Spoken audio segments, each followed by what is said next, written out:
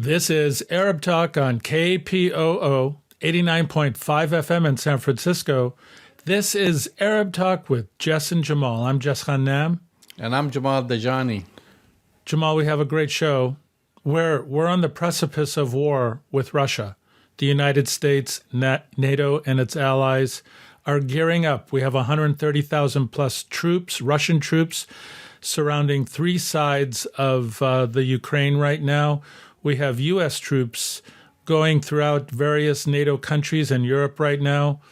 We had the Prime Minister of Germany, Scholz, meeting with Putin. Macron is meeting with Putin. Everybody's meeting with Putin. And the Ukrainians seem to be taking it in stride. But we'll be talking about a very important question today, which is Putin bluffing or not? Very important question. In addition, we're going to be talking about all things related to Palestine, including the ongoing ethnic cleansing of communities and neighborhoods in the Sheikh Jarrah area. And I'd also like to throw out there on the table that apartheid Israel, even after the Amnesty International report came out labeling Israel as an apartheid state, they're being rewarded by U.S. politicians, Nancy Pelosi, Ro Khanna, Barbara Lee, and Eric Swalwell, all from Northern California, Jamal, right from where we're at, are all on a junket going to visit the apartheid state in the near future. So it seems like becoming an apartheid state actually gets you a lot of benefits from U.S. Congress people. But just I have to ask, isn't this predictable? Of course it is. Israel's back to the wall, Israelis surrogates right here in Congress, they hop on a plane for photo op to show solidarity and support and to reject the international community at large and all major human rights organizations by showing up and schmoozing and saying, look, we are in a democratic country, nothing to see. Right. And I think we need to call that out because it relates very well with what we're going to transition to right now. You had a really great interview with Israeli-Canadian journalist Lia Tarachansky talking about kind of her perspective on apartheid Israel. I mean, she has some interesting analysis. I mean, she actually believes that Israel has been an apartheid state and that the international community is only catching up now. She did have some interesting things to say about BDS. I'm kind of interested in having a discussion afterwards about it, but she believes all these things are helpful to lead to dismantling apartheid, but she doesn't think that BDS is making much of an effect on Israel, or it's going to affect like 5% of I got it. Maybe Israeli GDP or something like this. And also, she believes that the Israeli left is doing quite a bit. I mean, well, that's where I would disagree. Forget about government, regardless of the government, the people are mobilizing, which are a lot of Israelis. We've seen they are mobilizing and speaking against apartheid more and more, including former politicians. But I don't know if this is enough to make any change from within or within the Knesset. Especially when we're going to later on start talking about the first thing, we'll be talking about what's happening in Sheikh Jarrah and the ethnic cleansing and this government and all the right-wing activists and politicians who are mobilizing basically to expel Palestinians from their homes, just like the repeat of Al-Nakba over and over and over for this, the 70th time? Well, it's never stopped since 1948, Jamal, and that's part of, when Leah says that the international community is only catching up, she's right. They're 70 plus years late to the party of Israeli apartheid. And, the good news is that, she agreed with your point of view. We'll circle back on that. I'm not quite sure I agree with the idea that the left is doing a lot. The Israeli left, whatever that is. Let's listen and watch Lia Tarachansky, an Israeli-Canadian journalist. The state of Israel's treatment of Palestinians is a crime against humanity and is illegal under international law, Amnesty International said in its 280-page report earlier this month. The rights group says Israel's oppression and domination of Palestinians amounts to apartheid. Amnesty is not the only human rights organization to use the A word in describing Israel. It was preceded by Human Rights Watch, the Israeli rights groups B'Tselem and Yesh Din, and others. Joining us to discuss this and more, journalist and filmmaker Lia Tarachansky. She has worked as an Israel and Palestine correspondent, video journalist, investigative reporter, and writer. Welcome to Arab Talk, Lia. Thank you for bringing me on. So even before the official release, the Israeli government was vilifying and slandering Amnesty in a desperate attempt to torpedo this damning report. Israeli politicians always brag about creating facts on the ground. Why are there still denial, or they're still in denial about apartheid, which is now a fact on the ground? Israeli politicians are denying that Israel is guilty of apartheid because apartheid is a crime under international law. Yeah, but do you think they're in denial about the facts? I mean, maybe I should expand the question and include the Israeli public.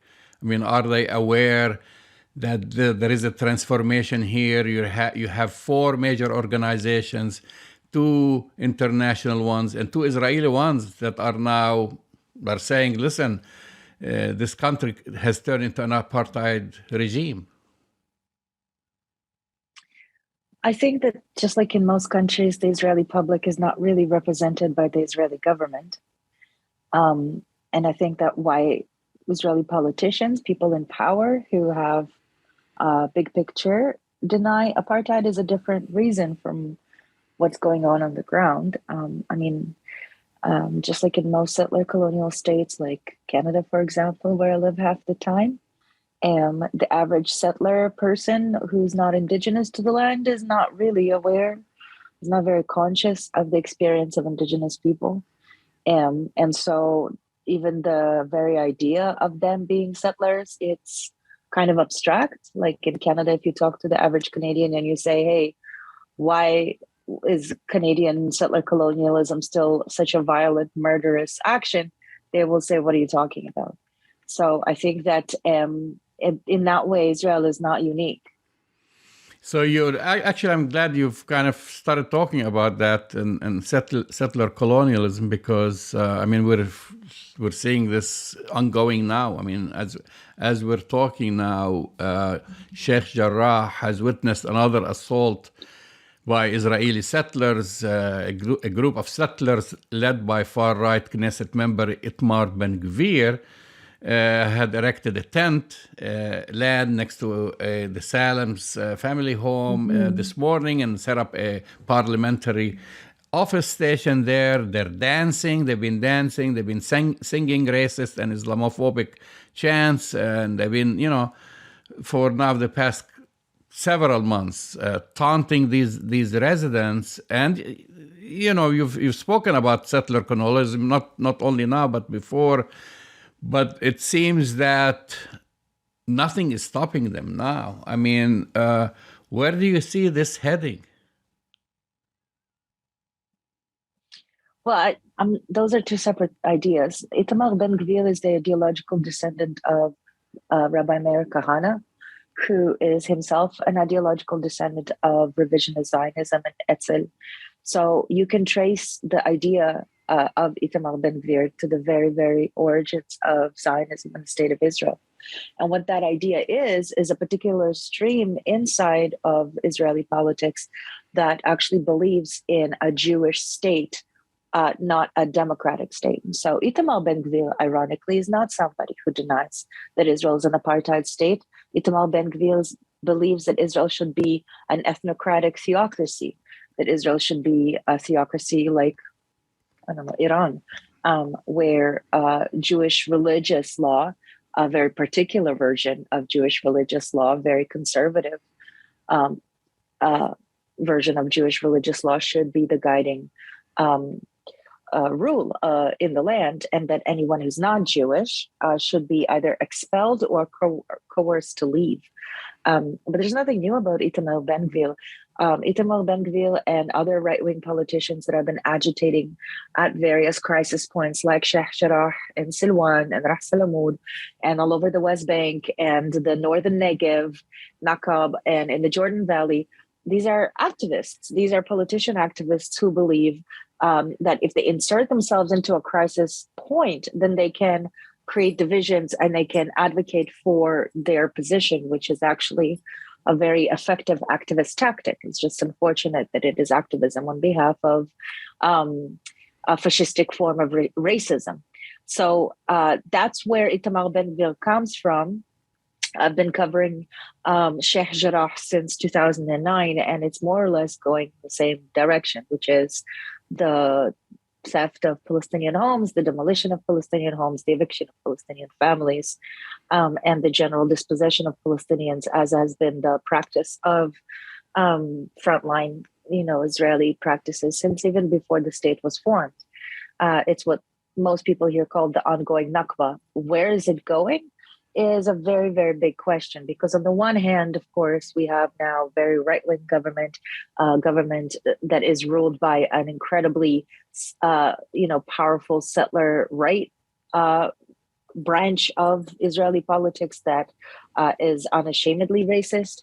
The prime minister is somebody who is very famous for detailing his ideas about ethnic cleansing of non-Jews from this place. And so it's, on the one hand, you can say, since this is the government in power and since they're allowing this version of Israeli politics to take a stranglehold, therefore it's possible that, Sheikh Jarrah will undergo an even further ethnic cleansing and so on. But, at the same time, it's 2022.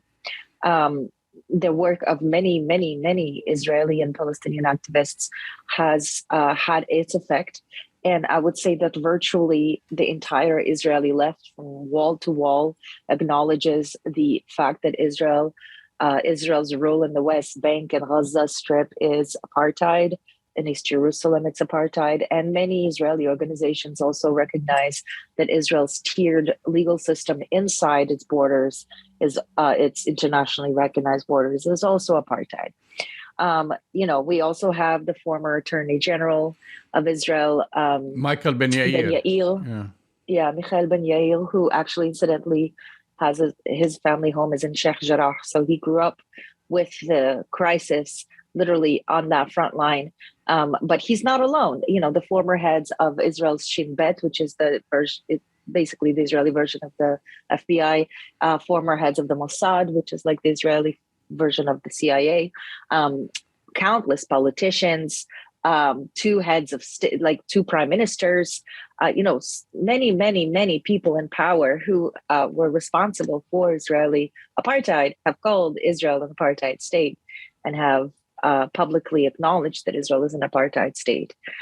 So there is an effect to those things. And I think that effect shows that Israelis in general are much more politically aware now than they've been in decades. And that could also have its political effect. So where is this going, I think, is a question as a journalist I'm not able to answer. But I can tell you that there are many streams inside of Israel that are going and pushing for divergent directions. Well, you've mentioned the Israeli left, and also as a journalist, I've been observing the Israeli left, which is pretty much non-existent politically for now several years. I mean, it has not exercised any influence, hasn't played an important role. It's very encouraging, like when you mention. I just want to remind our audience, Michael Ben Yair, or Michael Ben Yair, the former Attorney General of Israel, he wrote a piece recently starting with great sadness, I conclude that my country is now an apartheid regime. So you have all these different forces and activists, but we are not, the question is, maybe should be,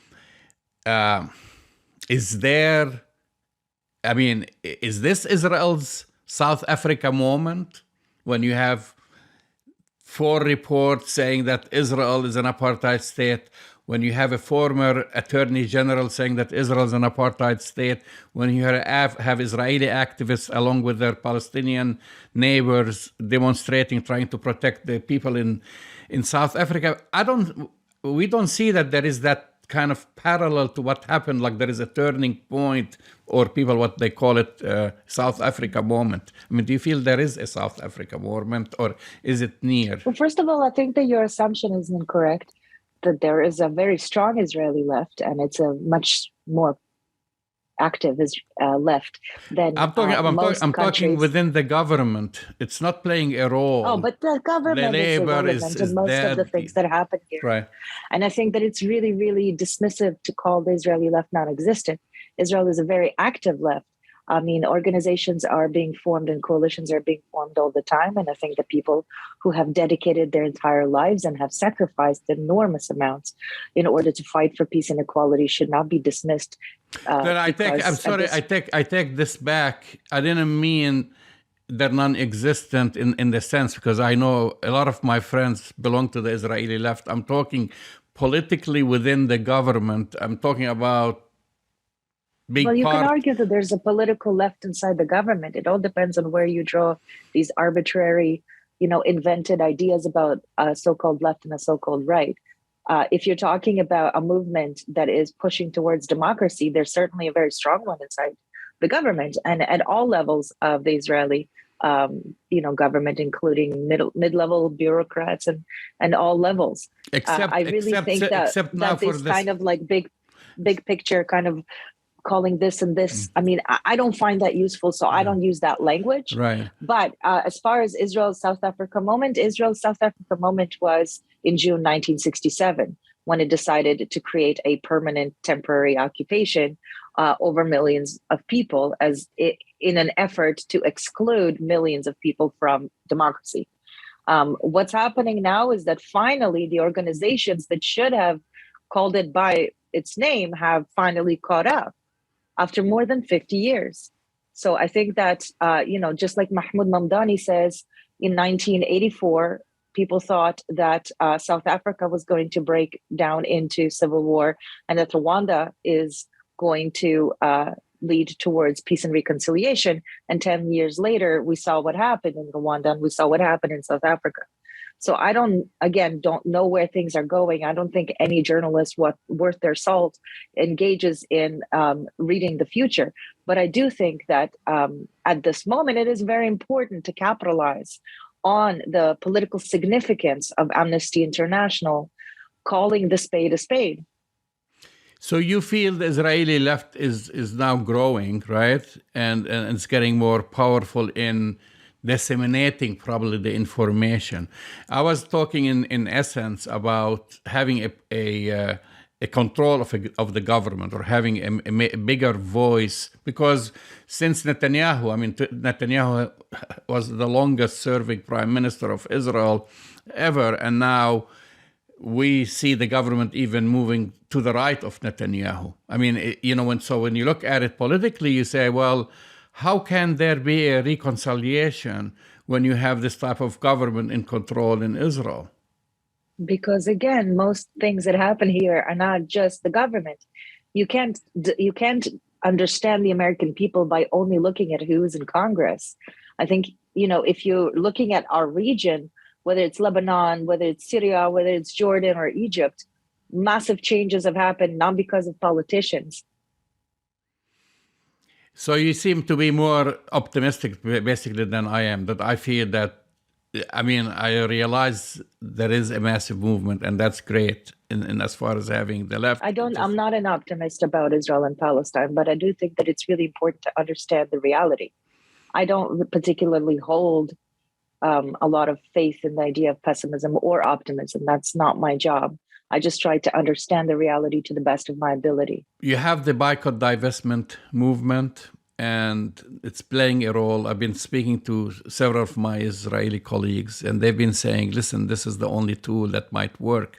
Others have been saying, no, this is just like, it angers people there. They feel isolated. People who practice this have been accused of anti-Semitism. I mean, do you see having an international pressure on Israel from both from within and without with this tool, which was used during South Africa, which is the BDS, will work? Are you asking me about? Are you asking me whether BDS advocates have faced persecution, or are you asking me whether the BDS movement is what's going to end Israeli apartheid? Yeah, I'm not clear on your question. Actually, this is what I'm asking. I'm asking if it's going to have an effect, and in the long run, that is the only thing that's going to work to kind of dismantle apartheid. No, absolutely not. So you don't. Of course not. You don't think it has any effects? That's not true. I don't think it doesn't have any effect. I think that the boycott, divestment, and sanctions movement started in 2005. It had a very, very active decade in its first decade, and we saw that it had massive impact on public opinion, especially in the West, especially on university campuses, and especially in the liberal circles, in the Jewish liberal circles abroad. It had a massive effect. It recruited generations of activists, or a generation of activists. In that sense, it had massive impact. But, all of BDS put together is potentially 5% of what's going to impact the change. And I don't think that the BDS or the international boycott movement was the only thing that brought down this South African apartheid. I think that that's wishful thinking. But yeah, I mean, every kind of activism that's working towards the end of apartheid is useful. I certainly think that it's a very useful thing. I'm glad that it exists. I'm looking forward to it transitioning from the B to the S to the D, and hopefully, dragging the governments along with it, abroad especially. But no, I don't think the BDS movement is going to be the one thing that brings down Israeli apartheid, because again, I don't engage in fortune telling. So I don't think that as journalists, our job is to say, this is how it's gone, this is how it's going, therefore, this is how it's going to go, because every journalist who's done that in the past, and when it comes to Israel and Palestine, has, been proven wrong. This place has a tendency to crush fortune telling. So I don't engage with that. I can tell you what's happening on the ground today, and I can tell you about what has happened on the ground here in the past, but I can't tell you what's going to happen in the future. No, I mean, no one can tell, but you might have a sense as far as seeing if it is exerting enough pressure to affect. It's not change. Exerting enough pressure, and it will never exert enough pressure as long as it's engaged in so much navel gazing and the obsession with individual boycott. PAC-B and the founders of the BDS movement have been very clear that the B is there mostly for the activists' consciousness, but the main goals are the S and the D, sanctions and divestment. And unfortunately, the BDS movement has had very, very limited success with sanctions or divestment, because Israel is still perceived by many countries in the West as a legitimate government, as a legitimate state, even though it's an apartheid state, even though it's a settler colonial state. And a lot of that has to do with the fact that the so-called West is an imperial colonial powers that are not going to oppose a colonial movement without seriously paying the consequences for their own crimes. You've lived, of course, in Canada. You started talking about settler colonialism, and that's, we know the situation right here in the United States as far as there is a bipartisan support for Israel. It doesn't matter whether it's the Democrats or the Republicans. What's the situation in Canada? I mean, even with this, what's the position of both the Canadian government and people at large when it comes to now what's going on, especially with those recent revelations about apartheid? Well, the Canadian foreign policy in regards to Israel and Palestine is a very sort of middle of the road policy. It talks about two-state solution, end of settlements, and so on. However, the Canadian public is much further along in terms of its understanding of Israel as a colonial power. Surveys illustrate that there's growing support for the end of colonialism in Israel and Palestine, that there's growing support for the local indigenous, or I would say Palestinian population. And there's also, of course, a very strong and growing opposition to any voice critical of the actions of the government of Israel. And unfortunately, in recent years, we've also seen a very dangerous muddling of anti-Semitism with anti-Zionism, and the weaponization of anti-Semitism as a tool towards silencing criticism of the actions of the state of Israel. And that's been very, very effective as a self-censorship effect in Canada. But where the Canadian public is, I think that the connections between Israeli settler colonialism and Canadian settler colonialism have been made very powerfully, mostly, by, of course, by Indigenous activists, but also by settler activists and also by Palestinian activists. The government, I think, probably is further right than the public, but I haven't done the work to actually justify that with anything but a feeling. Yeah, I mean, I'm glad you mentioned the weaponization of anti-Semitism. That's where we're seeing this, obviously, also right here in the United States, and the attacks on academic freedom. I mean, I've also been seeing this. I mean, right here in the United States, of course, on college campuses. Is this something that's also ongoing in Canada, as far as also the attack on academic freedom? Yeah, just as we've seen in the United States, there's a very frightening rise of anti-Semitism with the attacks in Pittsburgh that led to the tragic death of 11 people, the most violent attack on a synagogue on a Shabbat, Sabbath. I think the electricity died.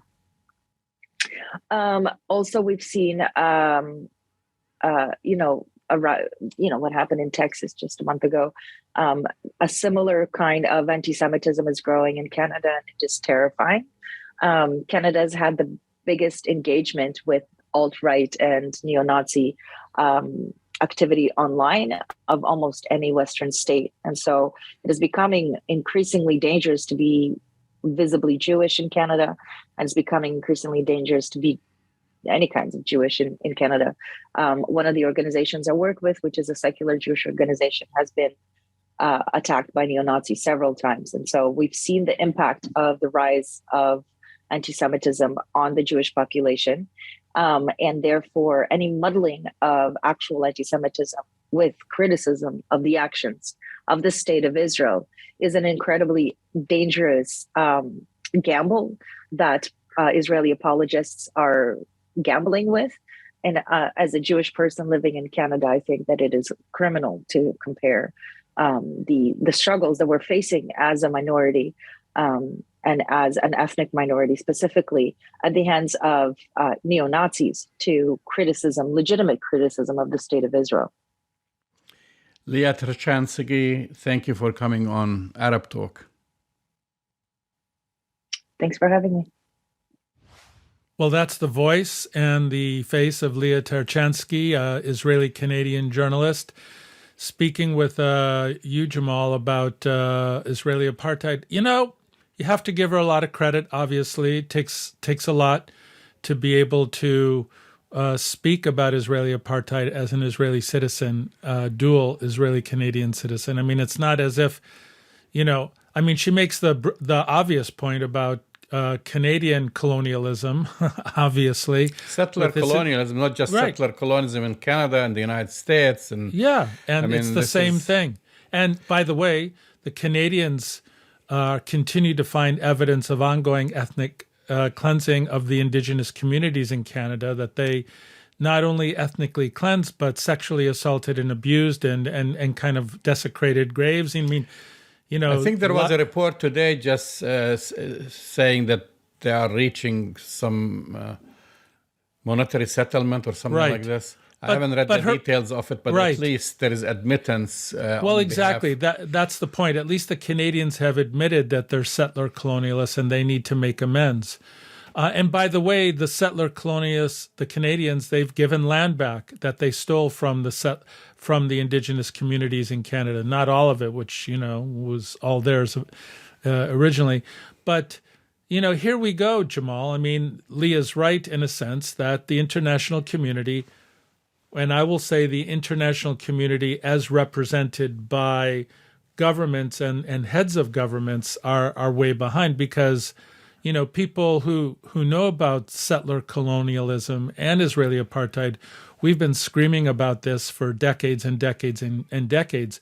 The NGO community is starting to get on board, but whether or not the international community as represented by heads of state are getting on board, that's another story, right? You have Nancy Pelosi and her entourage celebrating the Israelis after this report. And I'll also add just really quickly, Jamal, that the Israelis are sending a high-level delegation to the Emir of Bahrain this week.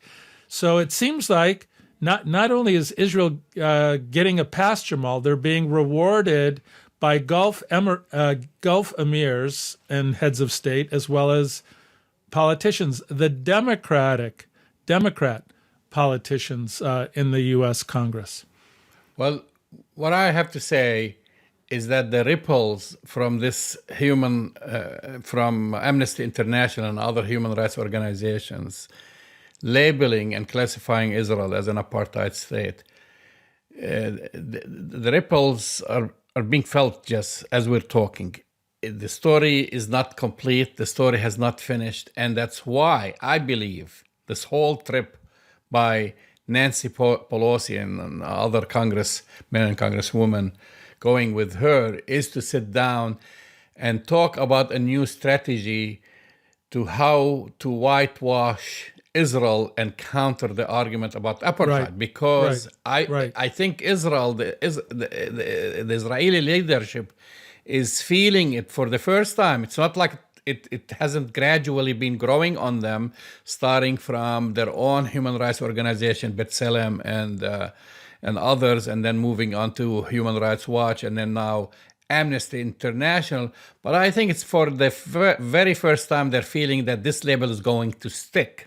Right. And so before, I mean, just think about it. Even before Amnesty International, the official release of Amnesty International report happened, the Israeli government started vilifying, slandering Amnesty. They were like so desperate in first to, trying to damage their reputation, etc., and to stop them. Because they haven't done that. This was all in an attempt to preempt and stop them from publishing it. Now it has been published. I think now it's sinking in that this label is going to stick and they need their big guns. And what bigger guns are you going to have than the ones that are at the U.S. Congress? Well, right? That's exactly right, Jamal. But here's the problem. Let me just draw out the political consequences.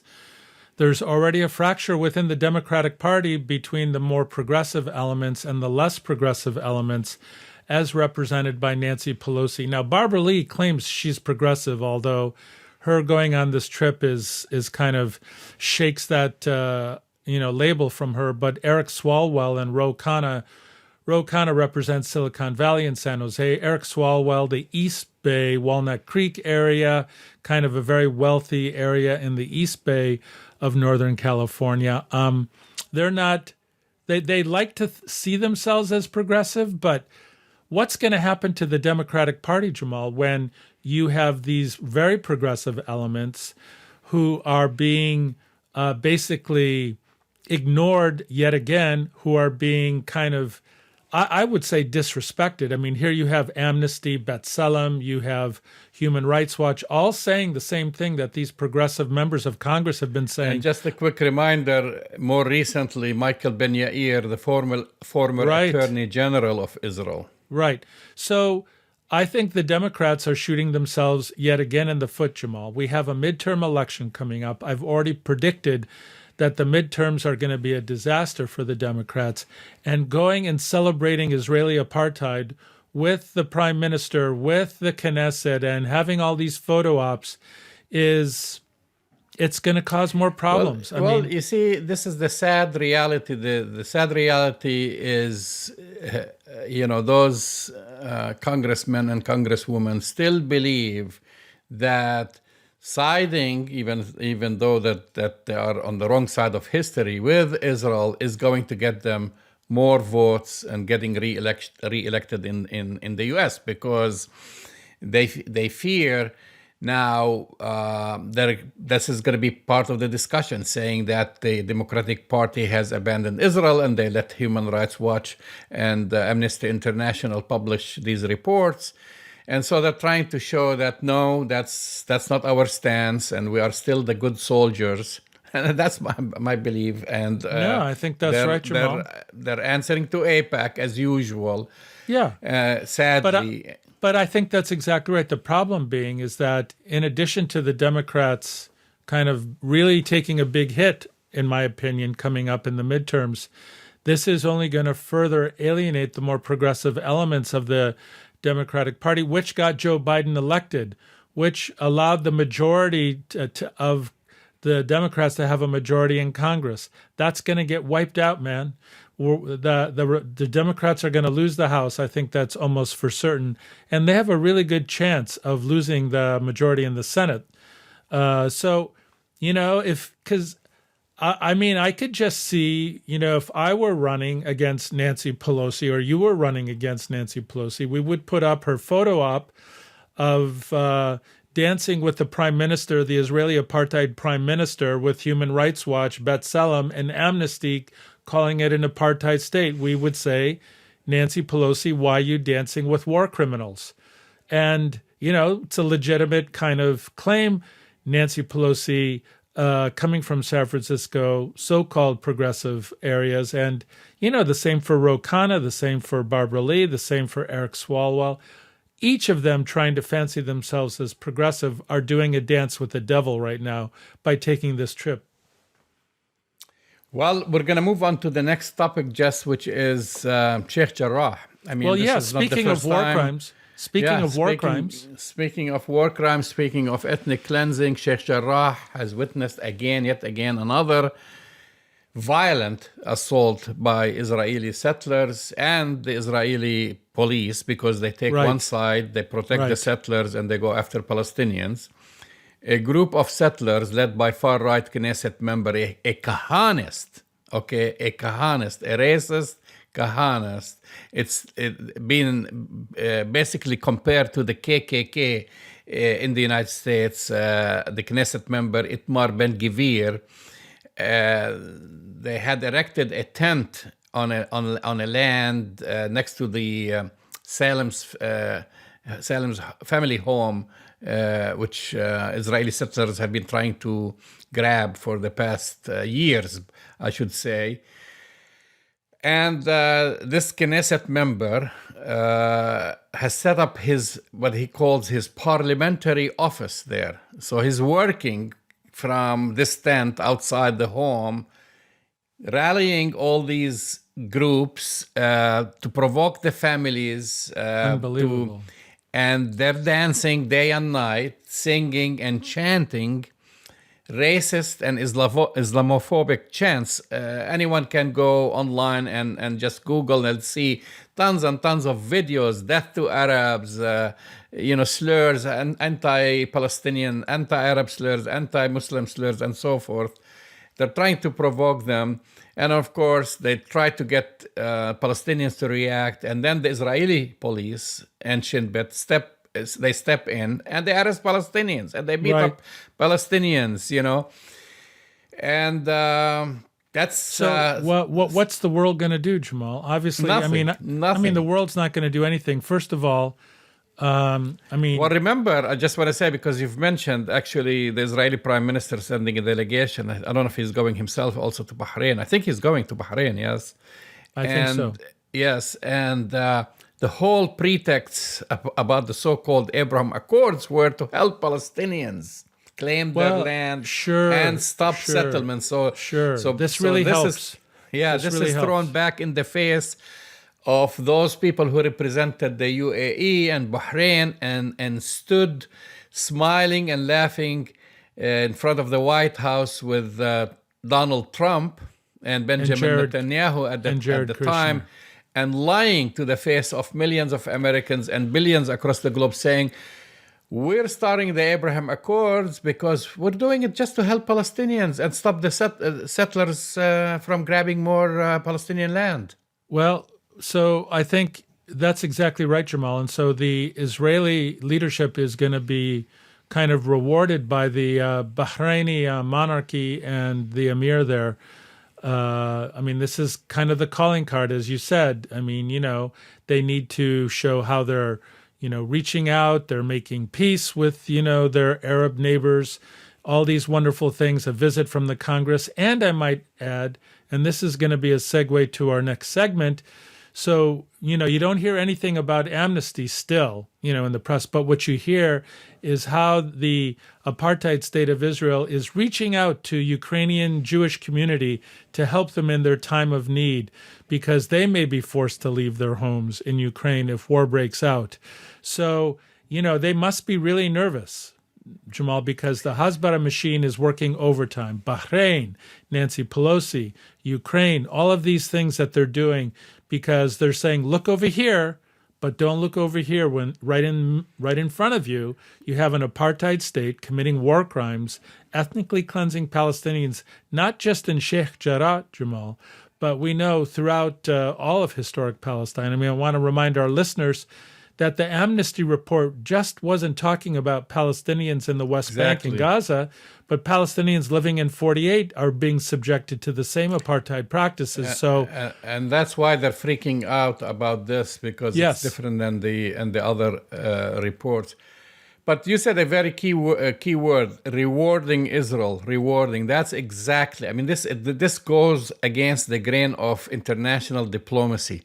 What happens usually when you have an apartheid state or a state that is violating human rights? What do? You try to isolate it, right? You isolate it, economic pressure, sanctions, and so on. Instead, they are rewarding it. Instead, you're sending a delegation, the United States, to Israel. Bahrain is inviting its prime minister and so forth. I mean, this is kind of the irony of it all. When we, meaning the West, people in the West, are trying to isolate Russia now, and they're trying to isolate China for its dismal human rights record. The opposite goes when it comes to Israel. I mean, it's really, it's not just it's maddening. It's comical in a way. Yeah, it would be comical if it wasn't causing harm and, death, destruction, and humiliation to the, millions of Palestinians who have to face up to the apartheid practices that they have to face every day at checkpoints, having their land stolen, having their olive trees, lit aflame. But, I know we keep coming back to this, Jamal, but the strength of the rewarding, having Nancy Pelosi and the Emir of Bahrain and, the media coverage is all in response, and you said this earlier today, is all in response to the anxiety that the Israeli leadership feels that this label, and it's not a label, this kind of calling out of the apartheid regime of Israel for what it is, an apartheid state. So their nervousness translates in, it's sticking, because they're forcing Nancy Pelosi to bring her progressive entourage. I don't see that they're inviting Rashida Tlaib or Ilhan Omar. Rashida Tlaib was denied even entry. Exactly. Even that's she holds a diplomatic passport, but that's another story. We talked about this. Yeah. I mean, so listen, this is, I in some kind of perverse way, this looks so transparent and disgusting that even Nancy Pelosi, with all of her political calculations, realizes that this is eventually going to cost them. And when they're writing, preparing for very tight races where they need African American votes, when they need other people of color to come out and vote, when they need the progressive wing of the Democratic Party to come out, what are they going to say? We support hitching apartheid. our wagon to an apartheid regime. This is what they're going to say. No, and let's see how progressives react. We're going to discuss this more next week after that trip is completed.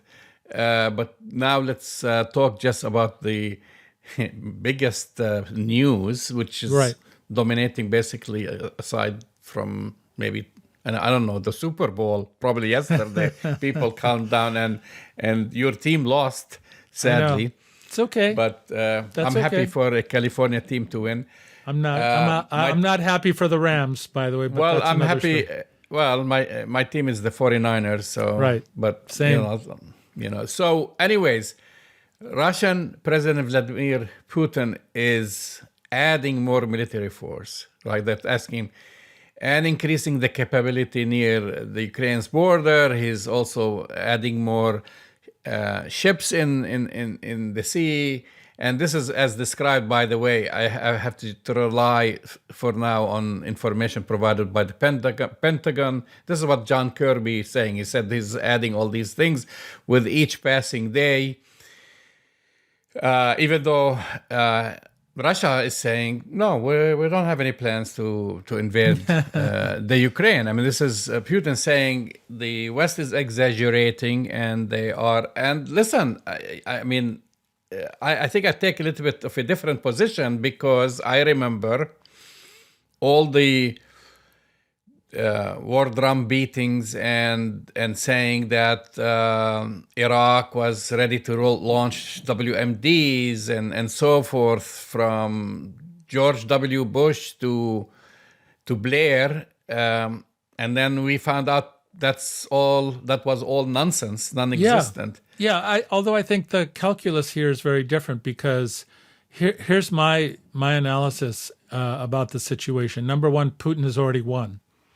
And he's won because his status and his power in the international community and stature has gone up. You have the whole, the G7, NATO, all the leaders in the West talking to him, rushing to him, meeting with him, giving him a lot more credibility and power and standing. I think he's already won. Well, that's exactly goes back to our question. Is he bluffing? Is Putin bluffing? Well, I don't believe he's bluffing, only because I think he's doing part of his calculus is above and beyond just having troops at the border. He's already waged war. He's waged an information war, which I believe he's winning. He's waging, as we speak, cyber attacks, which we're not reading about right now, but there are cyber attacks. Listen, the United States has been saying for the past at least 10 days, he could invade any day. It might be today, might be tomorrow. They've ordered all U.S. nationals to leave the country. And they said, this is it. We're not going to come and extract you out. They moved today the U.S. embassy from Kiev to Lviv, I think they moved it away from the capital, because why do you move it from the capital? I don't think Putin's bluffing. Just to answer the question directly, Jamal, I don't think he's bluffing, and he's in it for the long haul. He has a longer-term strategic arm and gain and perspective on what's going to happen, and he can keep troops there for a very, very long time and continue to put pressure. He wants to divide NATO. He wants to make sure that the Ukraine does not become part of NATO, and he's winning because Zelensky, the president of Ukraine, has said, and we're hearing now, there's no immediate plans to join NATO. Well, that's kind of what Putin wants, Jamal. So I don't think Putin's bluffing at all. This is not an individual that bluffs. I don't think. I just don't see it. I don't believe that he'll invade. From my perspective, I think I go with you like almost to the invasion part.